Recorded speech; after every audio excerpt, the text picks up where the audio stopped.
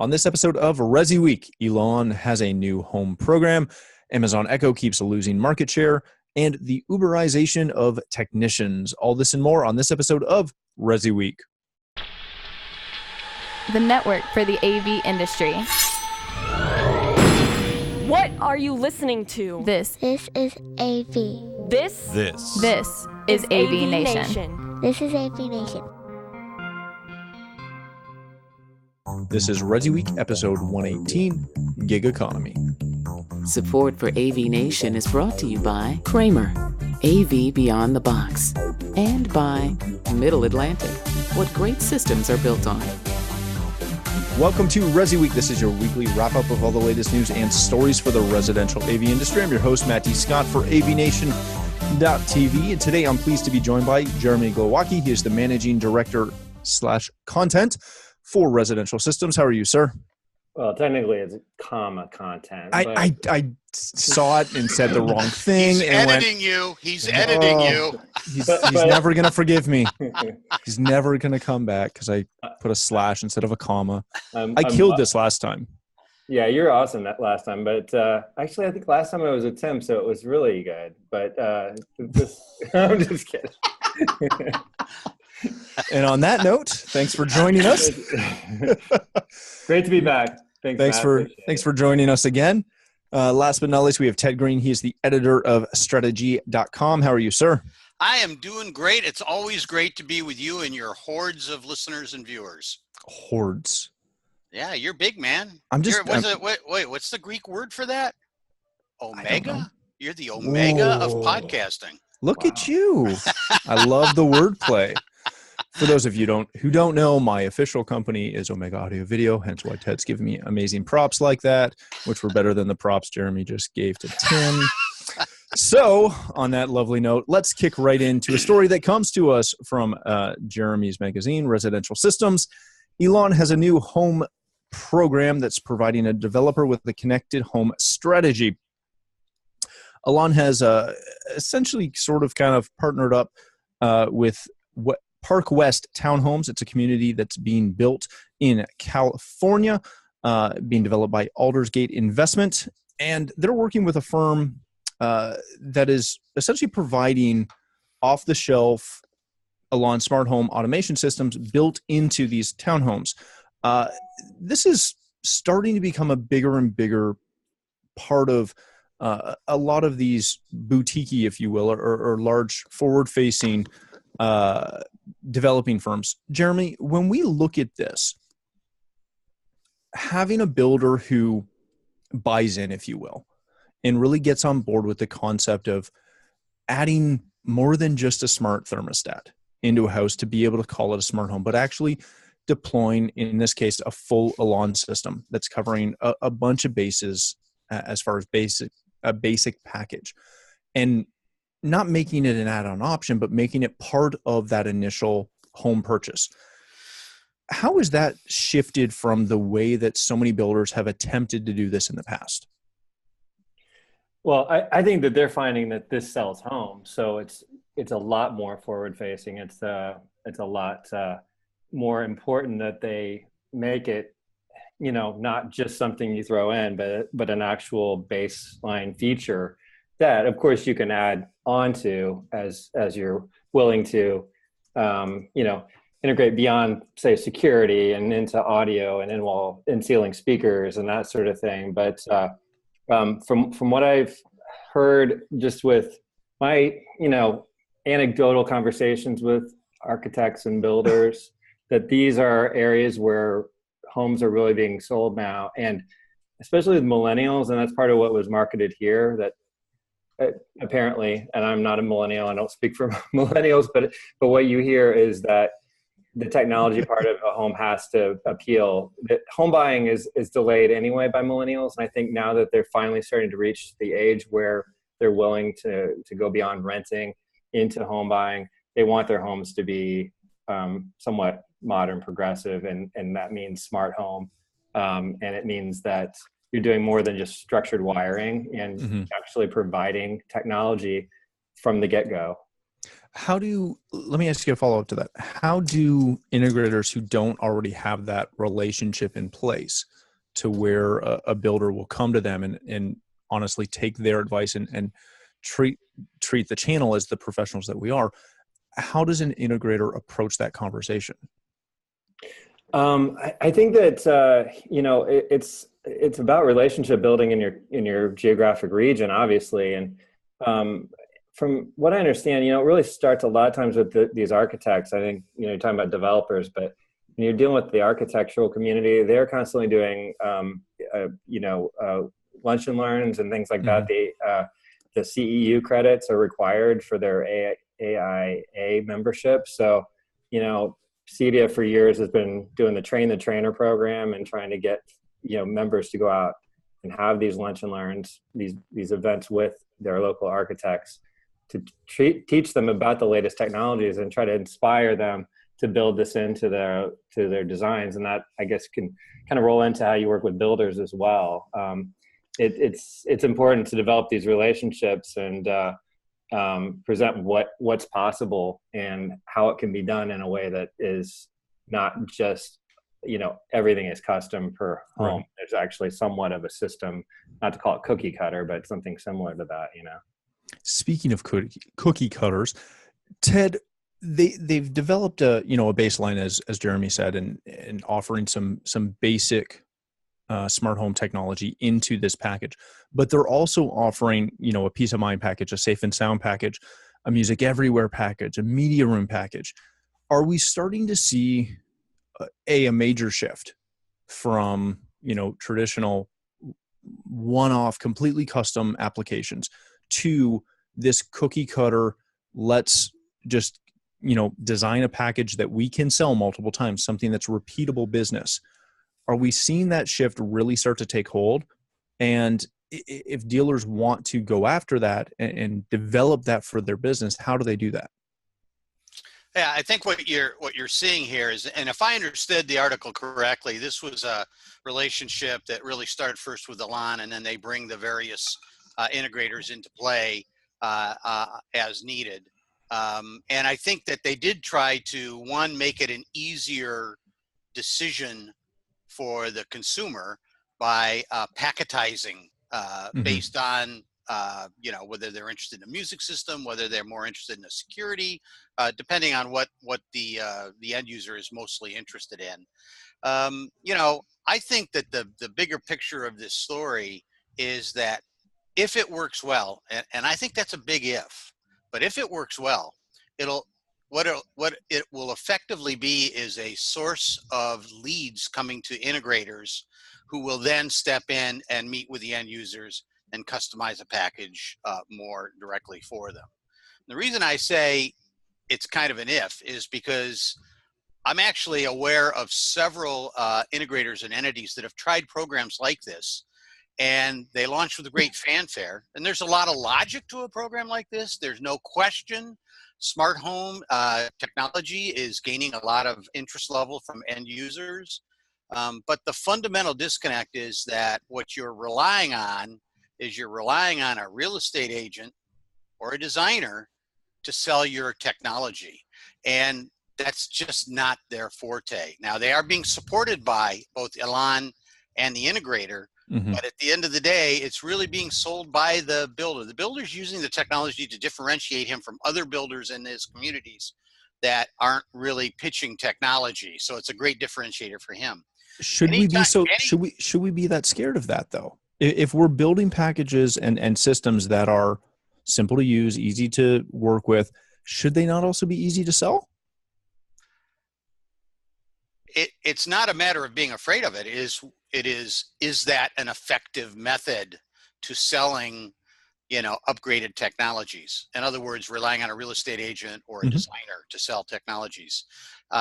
It is, it's taken most of us a lot of years to really understand the technology and really understand the usability of it. It's very hard to just sort of quickly give a update to a real estate agent and they say, okay, now you go ahead and sell this as part of your presentation. What I'm saying is, I think it's a positive for our industry. It's giving greater exposure to smart home technologies, But what I'm also saying is I'm not really aware of any of these that have ever really worked out. The breakdown tends to be that fundamental disconnect between relying on a third party to sell your technologies. I have a thought on this as well. The thing that I keep hearing about the millennial generation is that they're, steps and steps ahead of us in terms of certain generations' technical knowledge. It's that what's the terminology they use, that the digital first there's a couple, but mainly digital first. Yeah. So that's one thought, is that they're already further along, so it's not going to be that hard of a sell if they're really trying to appeal to a millennial. But the other one is that one of the quotes was to step away from the technical jargon about smart home automation and introduce it for what it is, a lifestyle. And we've been talking about selling the lifestyle forever in the Cedia channel. And I think if you are at that point where you've got a fairly technical clientele and you don't necessarily want to get bogged down in the technical jargon, but present it as a solution, a lifestyle, maybe that can work in this case. I don't know. Maybe it's naive, but it still seems like, they're off to the right thing. Sometimes I think our industry gets too jargony, and it's hard to sell what we're doing. So maybe this is a different way to do it. Well, I think it really comes down to, is there a middle ground? So you have Sonos, right, which is very simple. A consumer can install it themselves. And then you have, fully customized solutions. Is there something in the middle that is kind of more sophisticated than the ease of use Sonos, but not as complex as a fully customized package? And I think the answer is we don't really know. So it will be interesting to see how this plays out. Very good. All right, gentlemen, let's move on to our next story. This comes to us from strategy.com. Amazon Echo, their market share is starting to slip. Ted wrote this article, and we will start with you.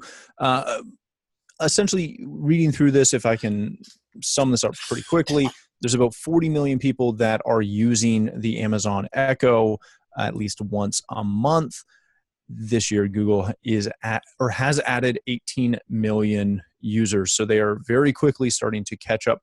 Ted, I find this to be a very interesting article, yet at the same time, I'm not that surprised by it. Everyone knew that once Google got into this game and really started to flesh out their product offering, that they would jump all over it and be a very strong competitor to Amazon.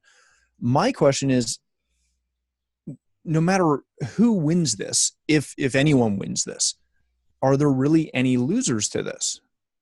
Right. So this is not earth-shattering news. My earth was shattered. Just so you know. Was it? Okay. This is Matt-shattering news. Matt-shattering news.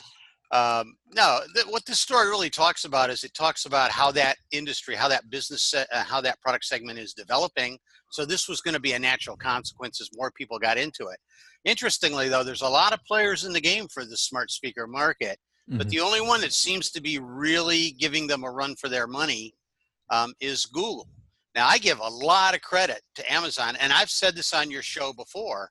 At a time when both Apple with Siri and Google in their Android initiatives with their personal digital assistants viewed it as a voice assist for drivers in the car, right? So for hands-free driving, Amazon said, wait a minute, we can adapt this for home use. And they're, probably 1 or 2 years ahead of everybody else as they sought to develop that service. And there was a lot of innovations for the Amazon approach. As I say very clearly in the article, Amazon is still number one. But instead of being the 800-pound gorilla, they're more like the 500-pound gorilla. And the chimpanzee who's growing quickly is Google. And how quickly does Google really start to make a wave in this business is within just the next 18 to 24 months, they're going to make huge inroads. And right now, there's no third player. There's just another category. There's a lot of other players in the smart speaker business that just haven't penetrated. And Apple's out to lunch, and Google Google is absolutely going for it. And so this is a good story for how that market is developing. And by the way, I want to make one clarification very quickly, because I don't know if I put this in my article. The numbers that you're quoting are not for ownership. So it's not necessarily that 40 million people own an Amazon Echo. It's for users. Yes. So you have multiple users on one device. So there's a little bit of cross-pollination here. But yeah, Google's getting up to speed very quickly. I mean, really, they only made a serious effort, within the last few months. Yeah. And yet they're already measurable. They're already showing up on the Richter scale. So it's good for them. I'm sure Amazon expected this market to become a little more diverse as more people went after it. And it just shows you how big this category is and remains. Jeremy, when we look at these products and category in general, as a rule within the channel, we view these not as smart speakers, but as voice assistants, digital assistants, something that allows us to use our voice to control something in the home. But the main use for general consumers is still music. At what point do we expect to see, or do you expect to see, a shift between mainly these devices being used for music playback, right? I got a Dot for my mother-in-law so that she can play music in her kitchen. She's never going to use it for anything else. She'll just use it to play music and to know what the weather is. When do we start to see that shift? To other use cases, or? Well, no, just to, right now they're primarily used to play back music, listen to podcasts, right, stuff like that. When do you expect to see, maybe it'll never surpass it, but when do you start to see these really start to be used primarily for music and voice control of other devices? Right. It's been such a slow process. I wrote a column about it a couple months ago that, was a fairly cynical take on the whole thing, because I really think that, they're the glorified kitchen timer more than the music player a lot of times. I mean, frankly, that's what the weather and the timer are the biggest use cases in our family, because I want to allow music to be played through it because I have a better system. Now that's my lucky, break for being in this industry. But I think a lot of people definitely do. And Ted's article says that there's a lot of people that use it for music. I think it's a complication. It's an aspect of the consumer's perspective on how complicated it is to add devices. It seems simple enough, but I don't know how many people want to go through that just simple step in our mind of adding, finding the right device that provides a lighting, dimming, that sort of thing.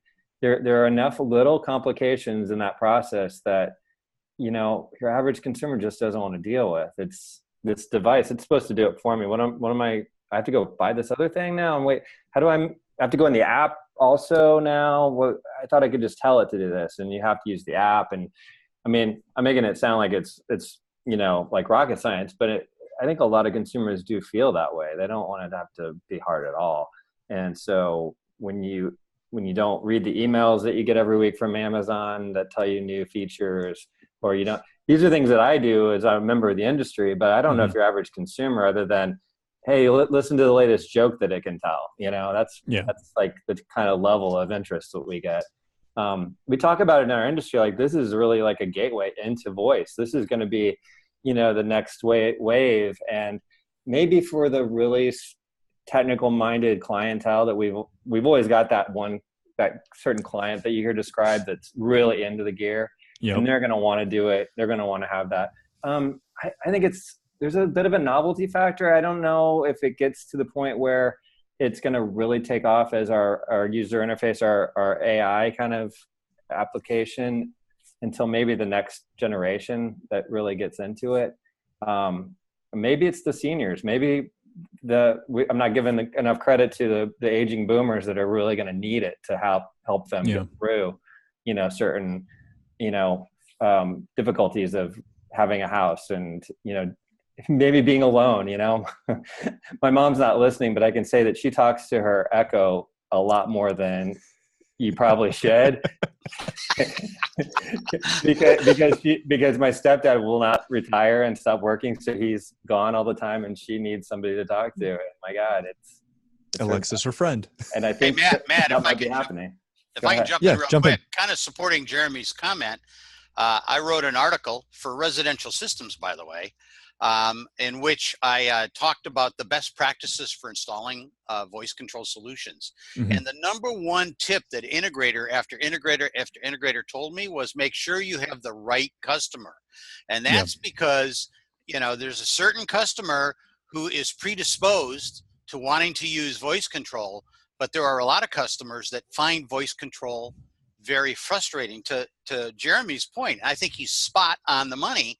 I think most people, I don't think it's a surprise that most people use smart speakers less for its artificial intelligence and more for just a convenient way to access music or their favorite podcast or their favorite digital radio. I don't think that's an accident. I think that's going to become the predominant use case for it.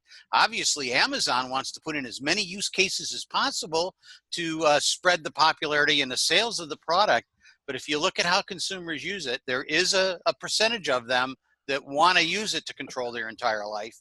But I think that's actually a fairly small subset of the total user base. And most of them want to use it as just an easy way to listen to their favorite music or their favorite podcast. So I think that's really been shown so far. Well, I'll add my 2 cents. And we have them in the house here, and they're connected to everything I have.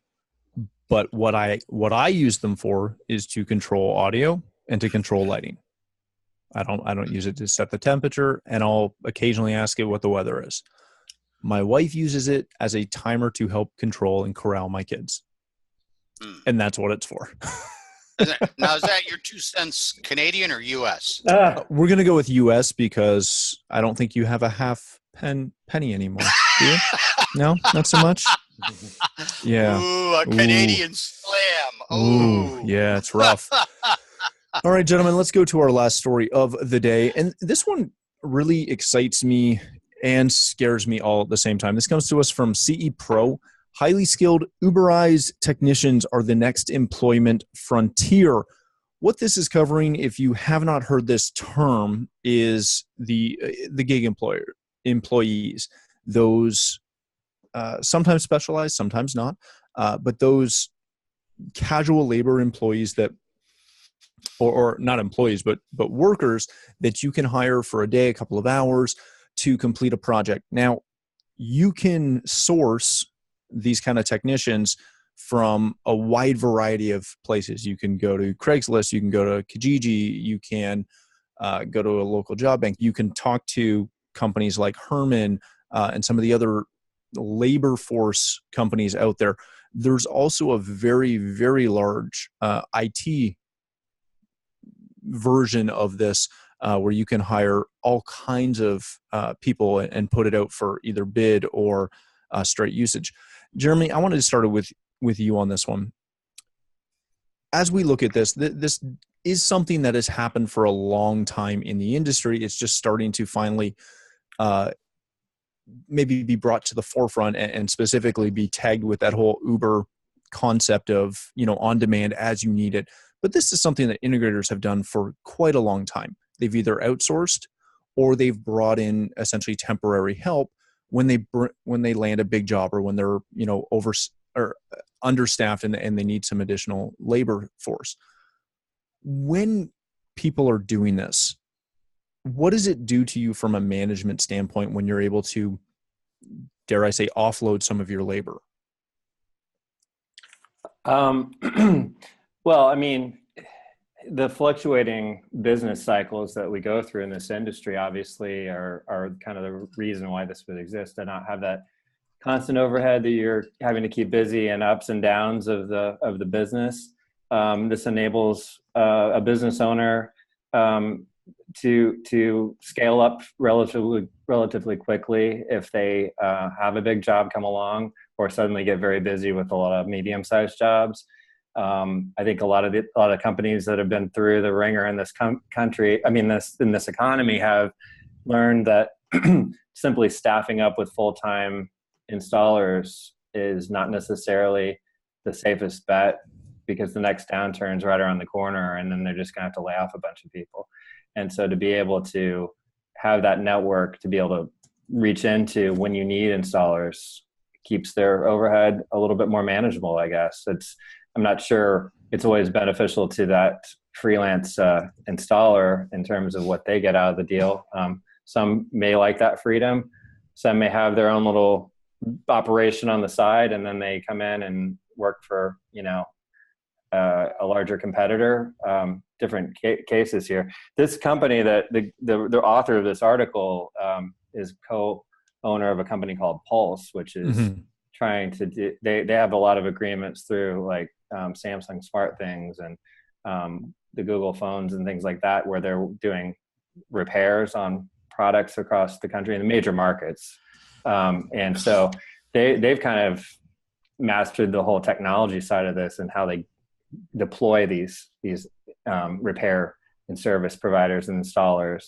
So that part of it, I don't think we really have necessarily as well established in our industry. It's more of a, kind of a network of people in your community, right? That's more typical. So it's kind of an interesting thing to think about, the technology added into it eventually. Ted, this is something that we see from the commercial side significantly more than we see in the resi, where, and I mentioned, Herman right off the bat. Herman's a staffing company. If you need, basic level wire pulling techs, if you need high-end Crestron programming, if you need all these different things, they offer personnel that can fill those roles on a temporary basis for you if you need that.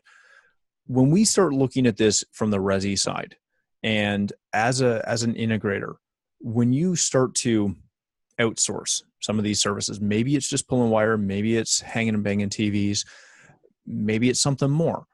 What does that do to your company, to your company's identity? Because so often in this industry, the company you deal with, the integrator, they're usually built off, a couple of people and their, dare I say, good name. That's what's built that company, no matter what size they are. That's usually what it comes down to at the end of the day. When you start outsourcing cable pulling or whatever it is, when does that become a problem, or when can that become a problem? Does it become a problem? Okay, so I think the answer, as a card-carrying member of the gig economy, all right, I mean, this is what I've been doing since 1999. Do you have a card? I'm going to need to. I'm going to need to see the card. Let me go get my wallet. What I can say to you is, and I hope my colleagues don't feel like I'm betraying them here, is that the fundamental thought, or behind this story, there's a lot of validity to what he's saying, and for a lot of integrators that are experiencing major shifts in business, it's a great tool to use to help you smooth over the bumps. But to answer your question directly, over the long haul, building a business of temporary employees does come with risks, and certainly one of the risks is that your quality can suffer. Your standards, the smart integrator has set standards for all of his people. With his employees, he knows those standards are being held. With a gig employee, a part-time guy just helping out on this job or that job, not necessarily the case.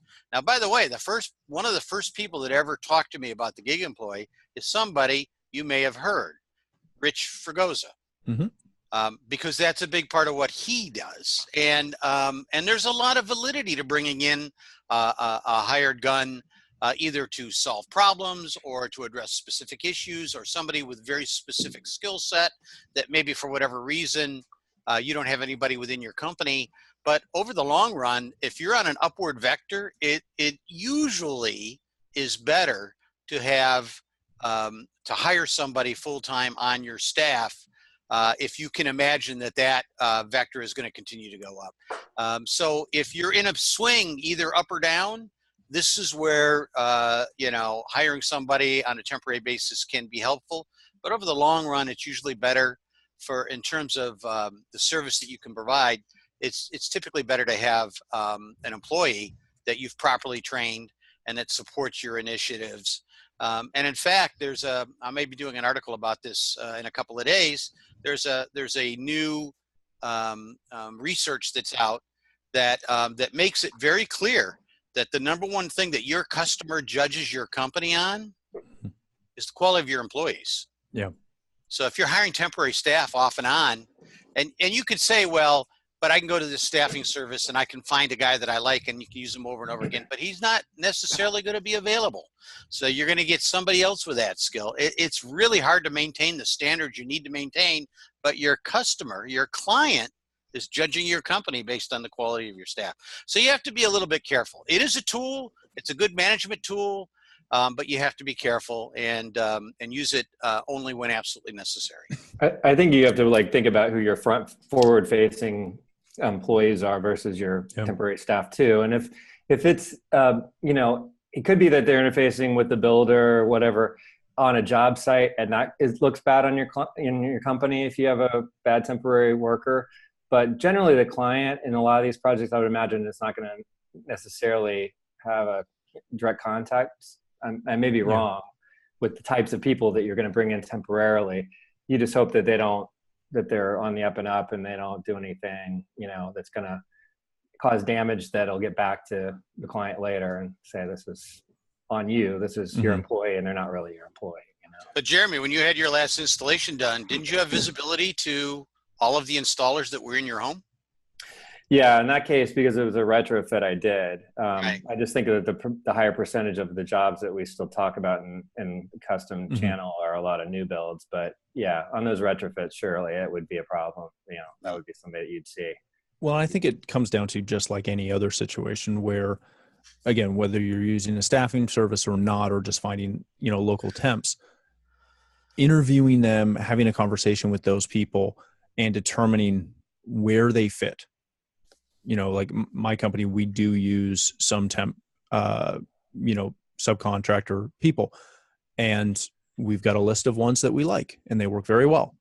And we have a list of ones that don't come work for us for those reasons that you guys stated. So very interesting. Take a look at it, follow up, and we'll go from there. Thank you so much, gentlemen. We're going to hold it there. Jeremy, if people want to connect with you, where can they do that? On Twitter, Jeremy J. Glowacki, or residentialsystems.com. Excellent. Very good. Ted, thanks again for joining us. Where can people find you? Always a pleasure, Matt. I'm all over the place. Basically, twitter.com/Ted Green, TEDGREEN, Facebook.com/Ted Green, LinkedIn, et cetera, et cetera. The best place is strategy.com. It's www.strata-gee.com. Hyphen and dash? Both. No, hyphen or dash. Some people, when I've said hyphen, some people don't know what that is. And I wasn't sure. Matt is Canadian. It's a different language up there. It is a different language. Yeah. I wanted to make sure he got it. I appreciate the kindness there. Thanks again for joining us. For myself, if you'd like to connect with me, you can find me at Matt D. Scott on Twitter and every other social platform. But more importantly, please stop by AVNation.tv. You'll find this show as well as a wide variety of our other shows with all the verticals that we cover. When you visit the website, please take a moment to check out our underwriters. We are extremely thankful for the support and ask that you check them out as well. Thanks again for watching. That's all the time we have for this episode of ResiWeek.